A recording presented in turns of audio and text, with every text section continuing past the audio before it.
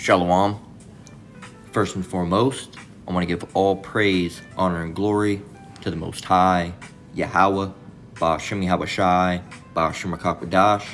And I want to say Shalom to our Knockout out there, pursuing this truth diligently, coming at you once again with another lesson. And this is a variety of mixed topics that I've got here. 3 different posts from Reddit. I didn't know which one necessarily I wanted to go ahead and get. These are all ones that I found within either today or, the past few days. And something that I just wanted, I didn't know if I was going to do a community post or what on. But so I'm just going to, make an impromptu lesson and just flow it through the spirit, because I ain't got anything written down or planned out. Just got 3 articles here, or 3 posts in of course, the Bible. So we're just going to go with the flow and see how it goes. So the first one here, and of course I always get these from the Reddit popular page, and this is from the Am I Overreacting? So when you see the AIO, that's what that's standing for, Am I Overreacting? So it says, am I overreacting about this inappropriate text from a recent client of mine? Now, when I was looking into it, I said, okay, this must be a female that had an inappropriate reaction to, one of their, male clients or something. But I looked into it, no, the other way around, all right? So we're going to go ahead and read it. So I guess they're a masseuse, all right, they give massages, and which is already weird anyway, to the fact that this married woman's doing this. But anyway, it says, hey, so-and-so, I just wanted to say thank you so much for the massage. It's been way too long, with the groaning emoji, all right? And he says, hey, I appreciate it. Thanks for reaching out. Feel free to leave a review if you'd like. And she says, I absolutely will. Also, this may be a reach, but can I buy you a drink sometime? I haven't felt like this in a hot minute, and my husband refuses to acknowledge me. And he says, I'm sorry to hear that, but please don't text me anymore unless it's for an appointment. This isn't appropriate. And she gives him the 3 dots, like, what are you, a faggot, right? And that's what these women usually think. They think, oh, well, he's not willing to commit adultery. What a faggot, right? That's what they usually think. Oh, he must be gay, all right, just because they want to do the right thing. And this guy did the right thing in this case, absolutely. I would have cut it off right then and there. I would have said, I'm sorry to hear that, or don't ever text me again. And this is way beyond, you've way overstepped. All right, you've way overstepped. And, hell, I probably wouldn't go as far as telling the husband, because that's just not circumspect. You never know what you're going to get involved in at that point. You end up shooting you or some shit, right? But you'd want to, but you just can't trust these people these days. It says, and then his little text on it says, not much of a backstory here, but a few details that may help with the story. This client reached out to me after an appointment she received with me. She's been a consistent client of mine now for nearly 2 years and has never once reached out after a session until now. Obviously, she's going through something with her husband, but that isn't my problem, and in my opinion, it's inappropriate for her to reach out and talk to me the way she did. Am I overreacting here, or could I have been a little bit nicer?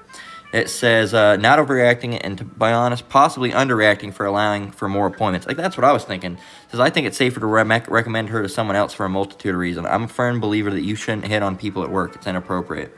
It says, and you got people talking and whatnot. It says, make sure to save this and everything else, OP. Then it's probably best to say you don't want to work with them again. If the client is willing to throw something like this out, who knows what they'd be willing to accuse you of exactly. You got to be careful of these women, man. For example, we can get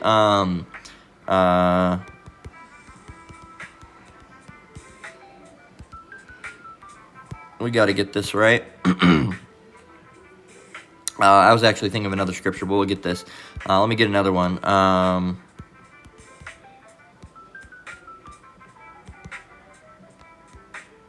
right. So Ecclesiastes 25:19. All right, let's pop that over. It says, Ecclesiastes 25:19, all wickedness is but little to the wickedness of a woman. Let the portion of a sinner fall upon her. Okay, and of course we got Ecclesiastes 25:24, which says, of the woman came the beginning of sin, and through her we all die. All right, so Eve, close enough, right? Not really, but they act the damn same. Eve and I don't know if this is a so-called black woman or what, but females, Eve's black woman, but females in general are, they look, nothing's ever enough. All right, now you have the good, decent women out there that something can be enough, but usually even with the decent women, their husband might be enough for them, but other things might not be. All right, they have a constant, insatiable desire for one thing or another. Right. Not saying that it goes down to adulterous practices. All right, some women have the insatiable lust for more men and more men and more men. Some it's money, some it's food. All right, with those those tortas. All right.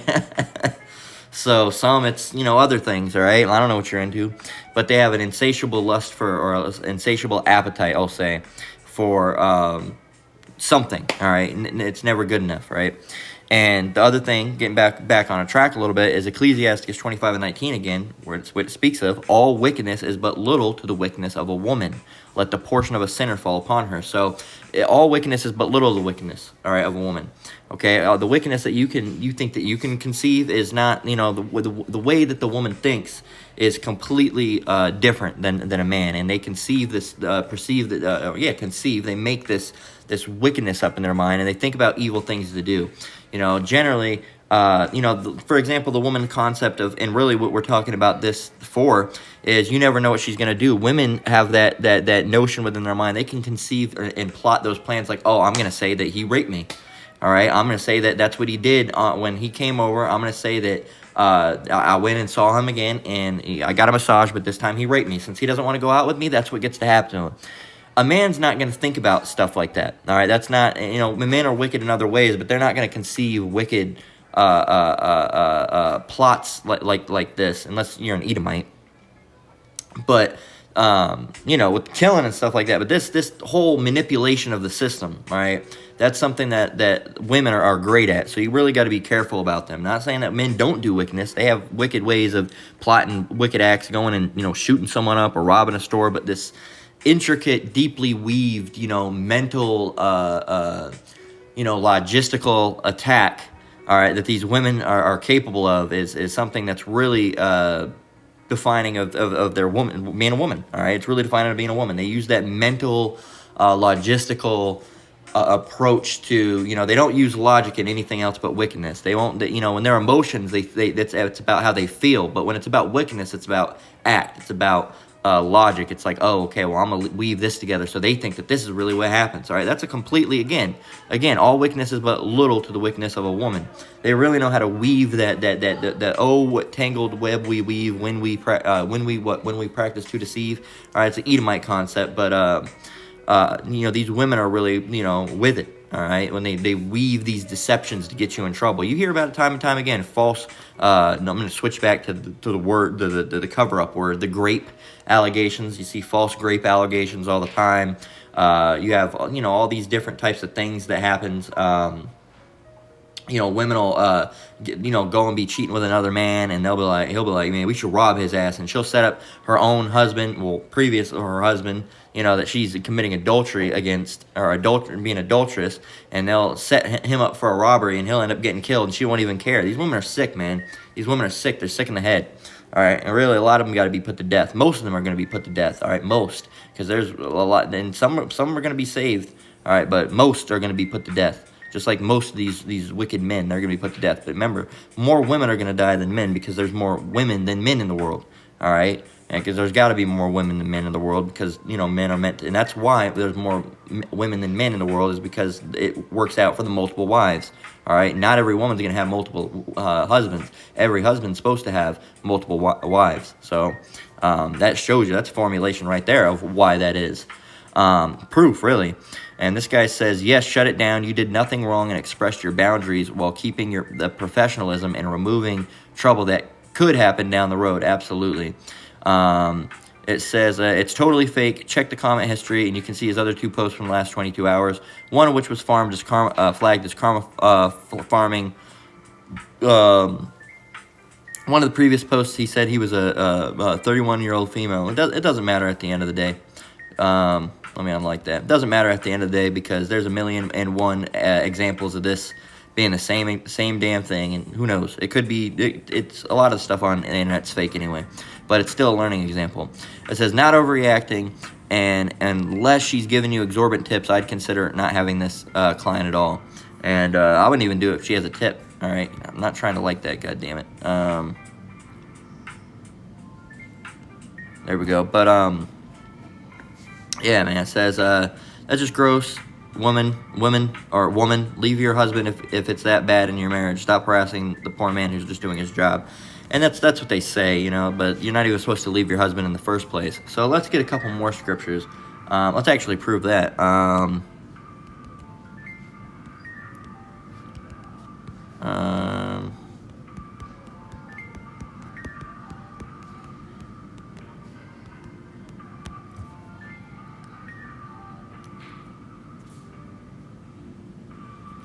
I'll get in the Bible Gateway here. It says, this is Romans 7:2 through 3. It says, for the woman which hath an husband is bound by the law to her husband so long as he liveth. But if the husband be dead, she is loosed from the law of her husband. So then, if, while her husband liveth, she be married to another man, she shall be called an adulteress. But if her husband be dead, she is free from that law, so that she is no adulteress, though she be married to another man. Where do you think the idea of till death do us part came from?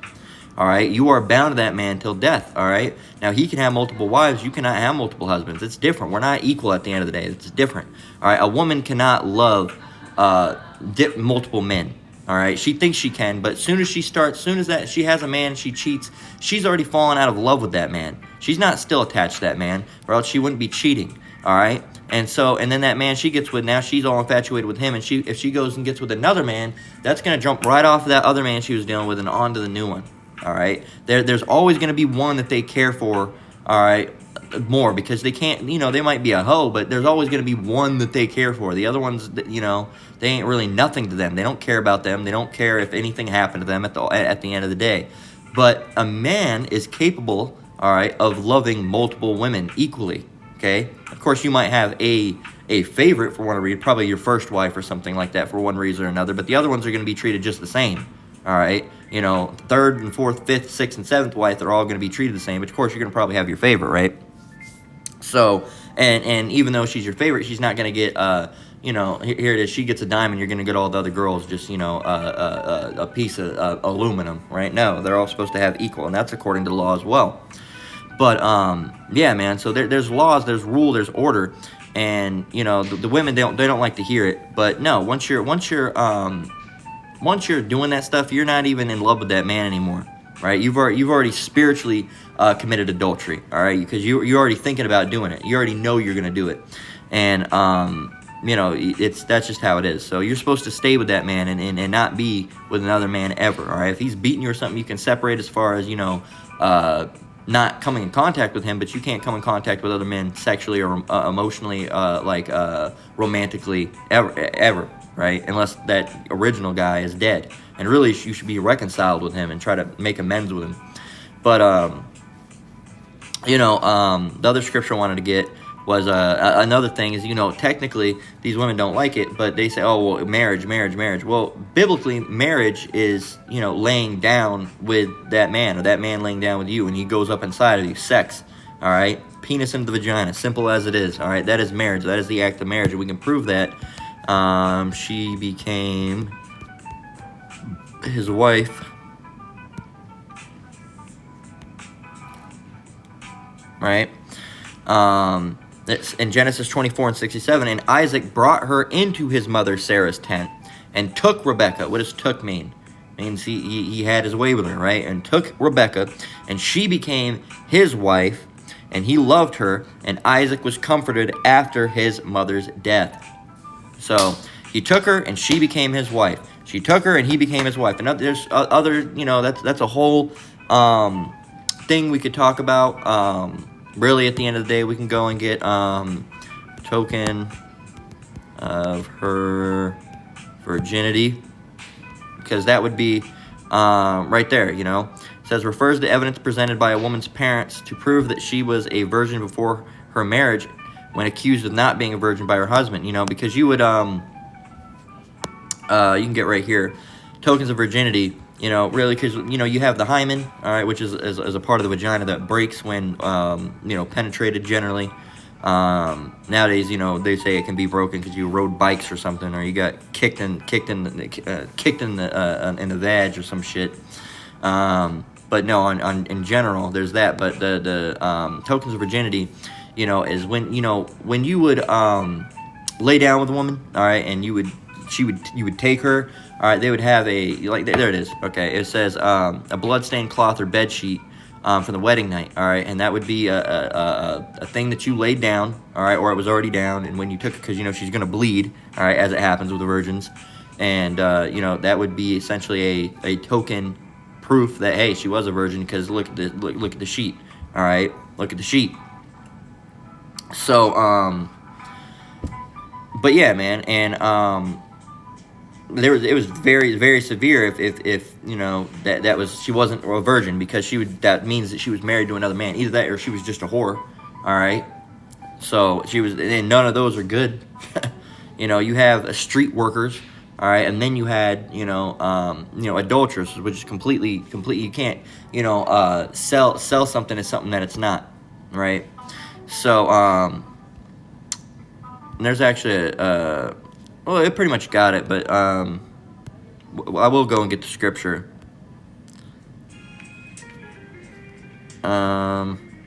Yeah, we'll start right here. Yeah. So what would happen? What would happen if she was a whore, right? Deuteronomy 22:20. But if this thing be true, and the tokens of virginity be not found for the damsel,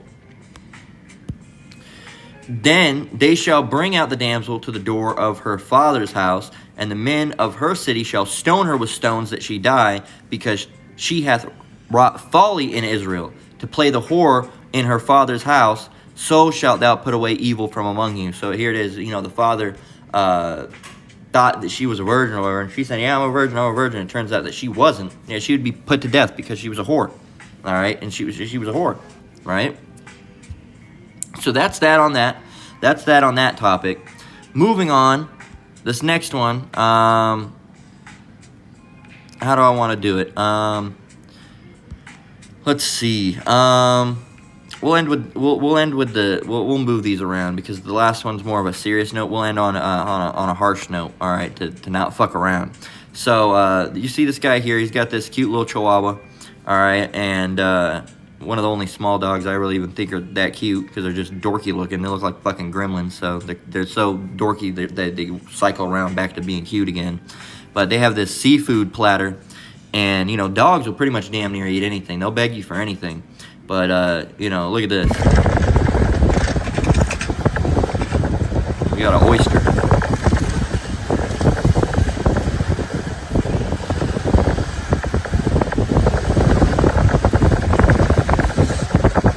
Didn't even lick his lips, right? Didn't even lick his lips. So the funniest part is the dog seemed to lean into the fresh air after smelling it. In this thread, people hate oysters.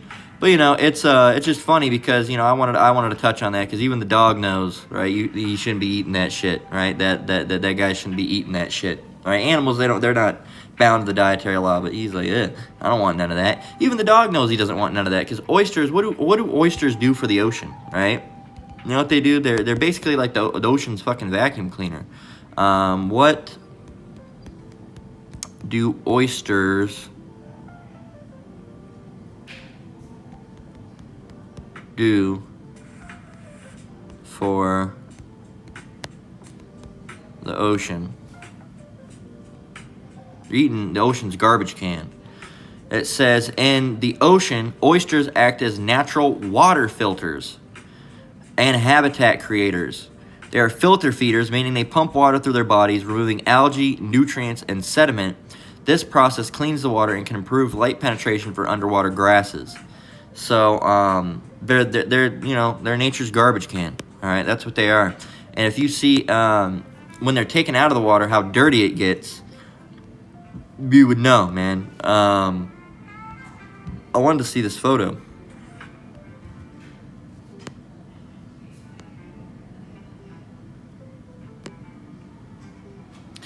And You can see the difference.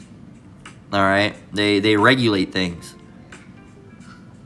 So without them, what would happen?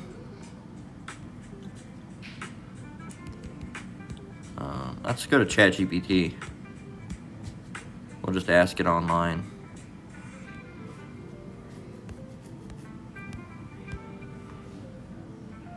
What would happen if oysters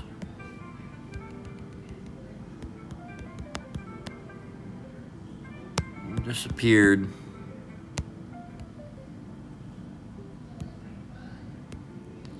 from the ocean? Nothing good. Damn. Okay, it says, if oysters disappeared from the ocean, its impacts would ripple across ecosystems, economy, and even human health. I'm interested in that one. It says, here's the breakdown of what could happen. Water quality decline. Oysters are filter feeders. A single adult can filter up to 50 gallons of water per day. Without them, excess nutrients like nitrogen and phosphorus would build, leading to algal blooms, hypoxia, dead zones. Habitat loss. Oyster reefs provide critical habitat for hundreds of species, including crabs, juvenile fish, sea anemones, so losing these reefs would reduce biodiversity. Increased shoreline erosion. Oysters, reefs act as natural breakwaters, reducing wave energy. Without them, coastal erosion would accelerate, especially in areas vulnerable to sea level rise and storm surges, not urges. Fisheries and food web impacts. Fisheries collapse could occur in areas that rely on oyster reefs as nursery farms. Predators that feed on oysters, such as sea stars, oyster toadfish, some birds, would lose key food source. Ripple effects might impact commercially important species like striped bass or blue crabs. And of course, they're going to collapse the shell food industry, the food industry. If oysters vanished, it says it would be dirtier water, declining fish stock, more fragile coastlines, and greater environmental costs for humans. They're small, but they're vital to ocean health. There you go. So yeah, man, you're not supposed to be eating that stuff. So we can go to Leviticus 11. And you can see right down here in verse 1 through 3, it says, Leviticus chapter 11 and verse 1, it says, And the Lord spake unto Moses and Aaron, saying unto them, Speak unto the children of Israel, saying, These are the beasts which ye shall eat among all the beasts that are on the earth. Whatsoever parteth the hoof and is cloven-footed, and cheweth the cud among the beasts, that shall ye eat. Nevertheless, these shall ye not eat of them that chew the cud, or of them that divide the hoof, as the camel, because he cheweth the cud, but divideth not the hoof, he is unclean to you. So, really, I overread by one line, but, talking about what you should eat and what you shouldn't eat. Now, we're not talking about land mammals, we're talking about ocean. So we got to go down here, and we got to scroll down, and we got to get verse 9, and it says, These shall ye eat of all that are in the waters. Whatsoever hath fins and scales in the water, in the seas, and in the rivers, them shall ye eat. Clams neither have fins nor scales, so can you eat them? No. Catfish, while they do have fins, they do not have scales. You cannot eat them. All right, and so on and so forth. Shark, they have fins. They do not have scales. You cannot eat them. Eels, all right.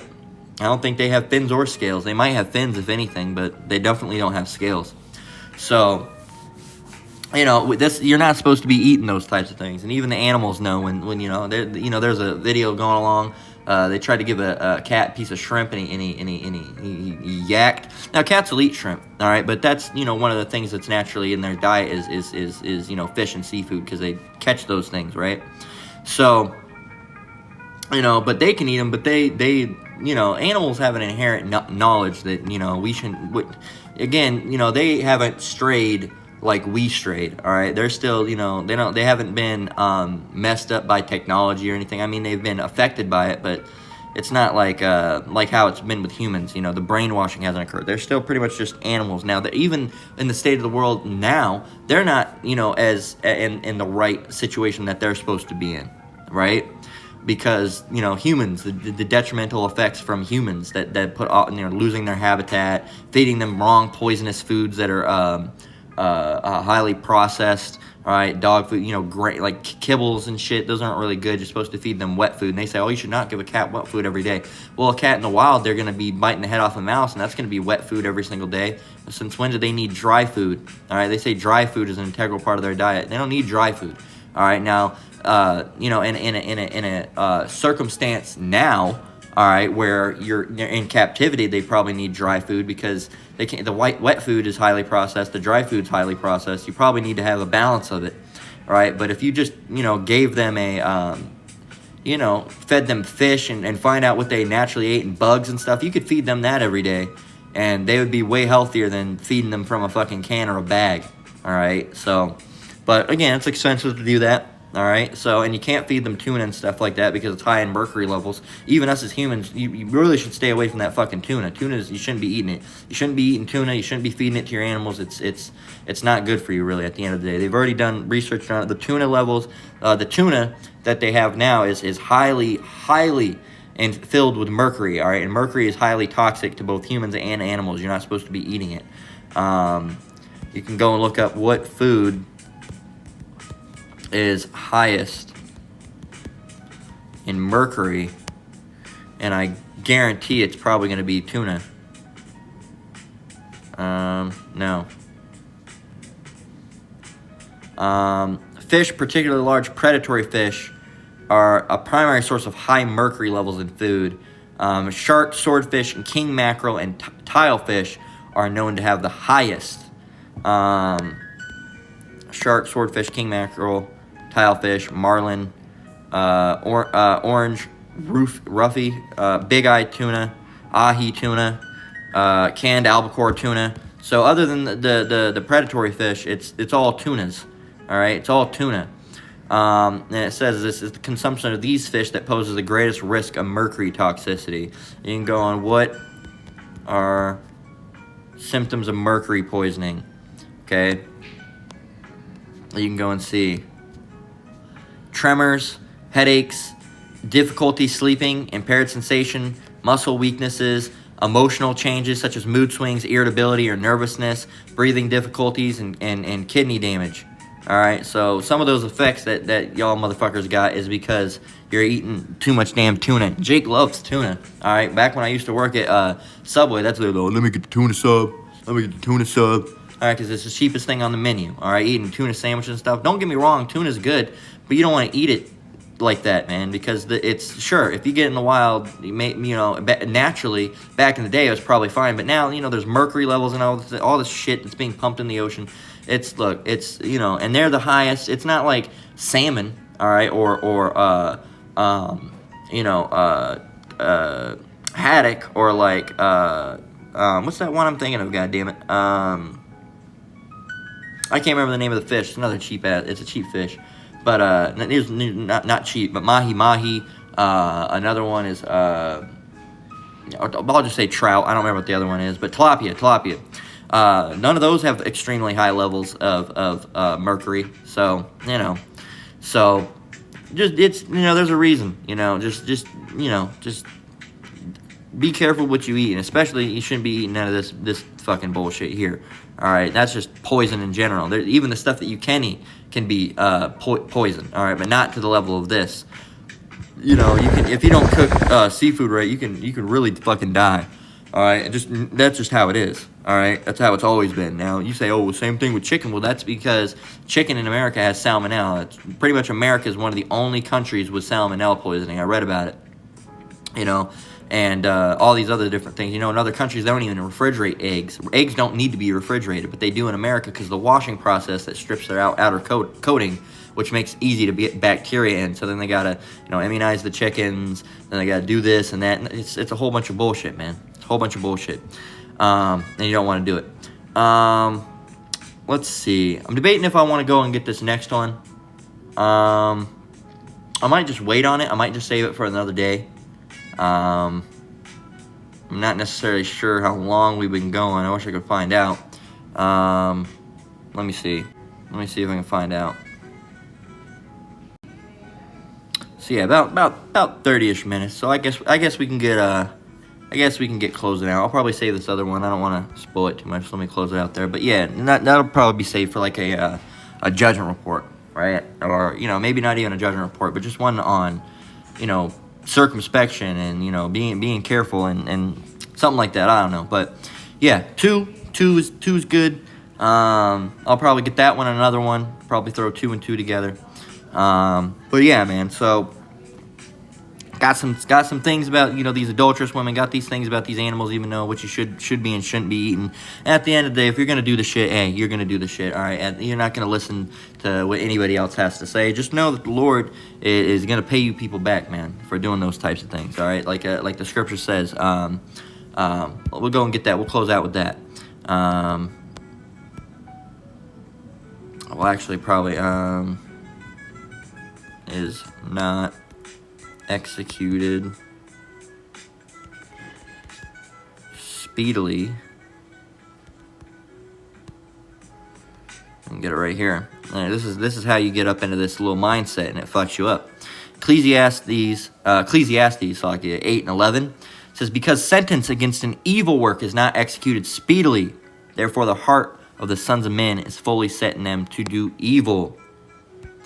Though a sinner do evil 100 times, and his days be prolonged, yet surely I know that it shall be well with them that fear Yahweh, which fear before them.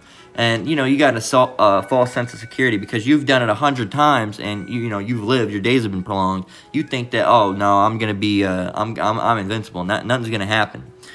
Going on into verse 13, but it shall not be well with the wicked, neither shall he prolong his days, which are as a shadow, because he feareth not before Yahweh. A shadow, it's always right behind you, ready to get your ass, right? And that's what's going to happen, man. And these people end up getting got, and they don't even realize it was the Lord building the case on them. So keep on doing wicked, keep on not listening, and hey, that's what's going to happen to you. All right, see if we care. All right, we prefer it didn't happen, but if you're not going to listen, hey, that's what the Lord's got to do to you, right? We much prefer for Jake to just, and that's only a hand that's extended to Jake. We prefer if you would just, stop doing all that wickedness, put off that wickedness, and just start doing what's right. But we know we're realists at the end of the day. We deal with realism, all right, and we understand that, a lot of these Jakes don't give a singular shit about the Lord or his laws, all right, or coming back and finding about themselves. They don't care, all right. So, hey, just like you don't care, the Lord's not going to care about you when you're begging him, please. Nope. Too late. All right, he's going to laugh at your calamity, as it says in the Bible. So, we're going to close out there. All right, Lord willing, it was edifying. Once again, I want to give all praise, honor, and glory to the Most High, Yahweh, Ba'ashem Yahweh Shai, Ba'ashem Rakak. I want to say shalom to all Knockout out there, you brothers and sisters. Keep enduring, keep the faith. We're almost out of here. Until next one, Lord willing. Shalom.